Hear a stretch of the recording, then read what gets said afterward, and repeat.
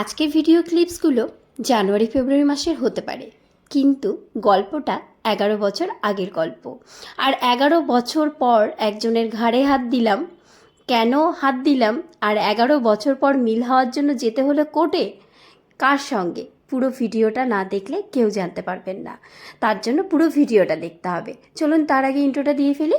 নমস্কার বন্ধুরা, সকলে কেমন আছেন? আশা করছি সকলে খুব ভালো আছেন, আমরাও খুব ভালো আছি। যে যেখান থেকে ভিডিওটা দেখছেন অবশ্যই কমেন্টের মাধ্যমে আমাকে জানাবেন। তো চলুন আজকের গল্পটা বলি। প্রথমেই হচ্ছে এখানে বলে নিই, মেয়েকে নিয়ে গেছিলাম একটু পার্কে। এটা হলো দেবীনগর পার্ক। আমাদের ছিল সেদিন পিকনিক, আর পিকনিকের পরে হচ্ছে সবাই মিলে চলে গেছিলাম একটু পার্কে, বাচ্চাগুলো যাতে আনন্দ পায়। আর আমার বাচ্চা ভ্যা ভ্যা করে কাঁদছে, কারণ সে এগুলোতে প্রচণ্ড ভয় পায়। এই স্লিপারে উঠতে পারছে না, কারণ এটা একটু বেশি বড় লাগছে ওর। আর তাছাড়া যে প্লে স্কুলে পড়তো সেটা তো ছোট ছিল, তার জন্য সেটাতে উঠতে পারতো। আমার মেয়ের সব কিছুতেই একটু ভয়, তবে সময়ের সঙ্গে সঙ্গে ভয়টাও কেটে যাচ্ছে, সেটা ভেবেও ভালো লাগছে। তারপর হচ্ছে সেখান থেকে বেরিয়ে ওর লাগবে তানিশি ফ্রেন্ডকে। সেখান থেকে বেরিয়ে চলে গেছিলাম রায়গঞ্জের ফুলের মেলায়। সেই ফুলের মেলায় গিয়ে তানিশির সঙ্গে বেশ কিছুক্ষণ সময় কাটিয়ে তারপরে কিন্তু মেয়েকে নিয়ে বাড়িতে আসি। কারণ হচ্ছে ও তানিশিকে সদ্য স্কুল থেকে ছেড়ে এসেছিল কচিকাচা থেকে, আর তানিশিকে ভীষণ মিস করতো। আর তানিশির মাকে আমিও খুব মিস করতাম, মানে আমাদের দুই ফ্যামিলির মধ্যে বেশ ভালো একটা বন্ডিং। তো সেখানে হচ্ছে গিয়ে দেখাও হচ্ছিল না, সেই কারণে বললাম যে চল ফুলের মেলাতেই দেখা করি। বাচ্চাগুলো খুব কান্নাকাটি করছিল, তো সেখানে গিয়ে ওরা দেখুন কতটা আনন্দ পাচ্ছে।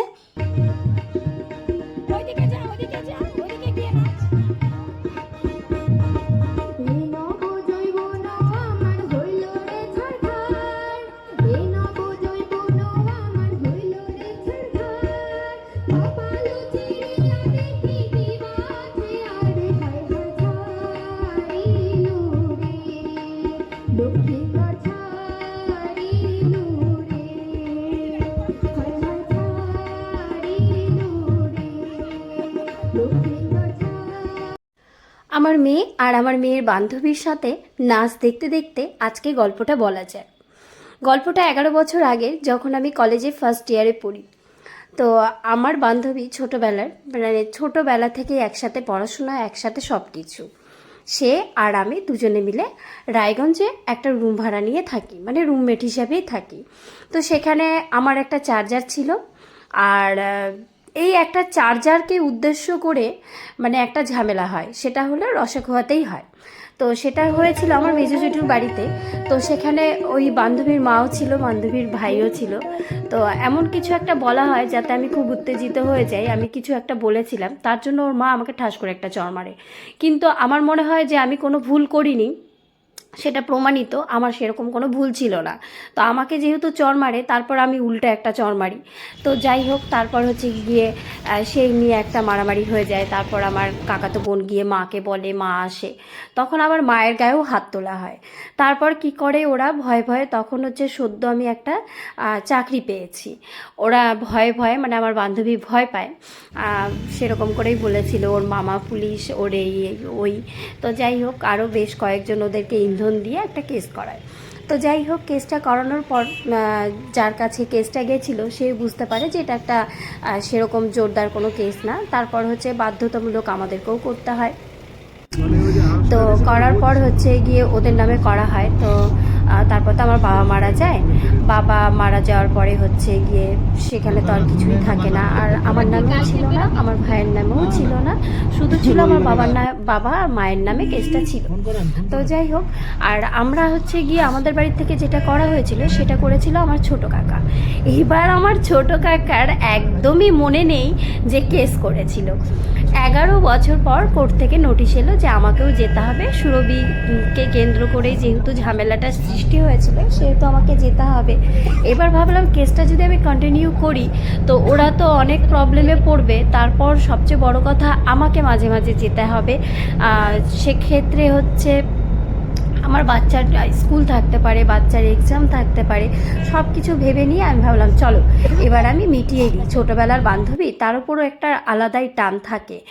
সত্যি কথা বলতে এই বান্ধবী আমাকে খুবই ভালোবাসতো, ভীষণ ভালোবাসতো। মানে মৃত্যুশয্যায় গিয়ে কেউ কারো মানে হয় না যে আমি আমার ওই বান্ধবীকে দেখতে চাই। ওর একটা ভীষণ একটা বাজে শরীর খারাপ হয়েছিল, তখন আমার খুব ভালো মতো মনে আছে। ও রায়গঞ্জ হসপিটালে ভর্তি ছিল, তখন ও বারবার করে আমাকেই দেখতে চাইছিল।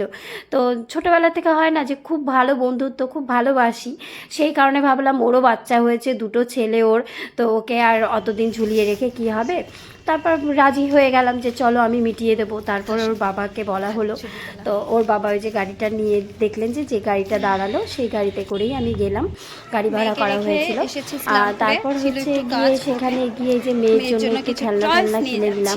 কোর্টের কাজ তো বেশ একটু লেন্দি, অনেকক্ষণই সময় লাগে, তো মেয়ের জন্য আমি একটু খেলনা ফেলনা কিনে নিলাম। আর এদিকে আমার মায়ের শরীরটা না বেশ খারাপ, তখনও আমি জানতাম না যে আমার মায়ের এত সুগার। তো যাই হোক, মাকে সেই বগলতলা করে নিয়ে ঘুরে ঘুরে বেশ কয়েকটা শপিং মল ঘুরে তারপর হচ্ছে মা আর আমি একটু মিষ্টির দোকানে গিয়ে খাওয়া দাওয়া করে তারপর কিন্তু আমরা কোর্টে যাই। কারণ হচ্ছে কোর্টের কাজটা বেশ অনেকক্ষণ সময় লাগে, সেটা আপনারাও জানেন যারা কোর্টে কাজ করেছেন, আমিও কাজ করেছি, তাই আমি জানি যে বেশ অনেকক্ষণ সময় লাগে। সকালবেলা ঘুম থেকে উঠে কিছু খাওয়া হয়নি, মেয়ে ঘুমোচ্ছিল, মেয়েকে মেয়ের বাবার কাছে রেখে আমরা বেরিয়ে পড়েছিলাম। আর ওই বান্ধবীর মা, বান্ধবীর বাবা, আমার কাকা সবাই মোটামুটি কোর্টেই ছিল। আমি জাস্ট বলে বের হলাম যে যাই একটু নিজেরাও খাওয়া দাওয়া করে আসি আর মেয়ের জন্য কিছু কেনাকাটা করে আসি। তো এটা হচ্ছে ইসলামপুরের কুন্ডু কেবিন। আমি যখন ইসলামপুরে জব করতাম, আমি কিন্তু কোর্টেই জব করতাম, তো সেহেতু হচ্ছে গিয়ে ইসলামপুরে মোটামুটি সব কিছুই চিনি। তো এই কুন্ডু কেবিনের মিষ্টি খেতে খুব ভালো লাগতো, কিন্তু এবার গিয়ে আমার একদমই ভালো লাগেনি, কোনো কিছুই ভালো লাগেনি। তো এই ছিল ব্যাপার। তো এই 11 বছরের পুরনো একটা গল্প আজকে শেয়ার করলাম। তারপর সেই বান্ধবীর সাথে মিল হয়ে গেল, এখন ফোনেও কথা হয়। তো যাই হোক, ভবিষ্যতে হয়তো ভালো সম্পর্ক থাকবে, কিন্তু ওই যে যোগাযোগের অভাবে অনেক সময় হয়ে ওঠে না। কিন্তু আশা করি যখনই দেখা হবে ভালো সম্পর্ক থাকবে। তো বাড়িতে আসার পর ভাই চলে গেল কুম্ভের মেলায়। হঠাৎ করে তার মাথায় এলো আমি কুম্ভের মেলায় যাব। সেদিন ওর এক্সাম ছিল, রায়গঞ্জে এসে এক্সাম দিয়ে তারপর রাত্রিবেলা ছুটলো কুম্ভের মেলায়। ব্যাস, মানে ও হয় না উঠলো বাই কটক যাই, ওরকম একটা ব্যাপার।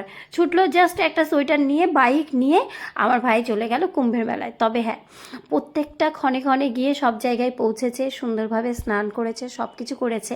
আর যারা গাড়ি নিয়ে গেছিলো, মানে প্রাইভেট কার বা বাস, তারা কিন্তু প্রচুর জ্যামে পড়েছিল। ও যেহেতু বাইক নিয়ে গেছিলো তাই রীতিমতো সব কিছু সামলে এসেছে। তারপর পাশের বাড়ির দাদার বউয়ের ছিল সাথ, সেখানেও আমার ইনভিটেশন ছিল।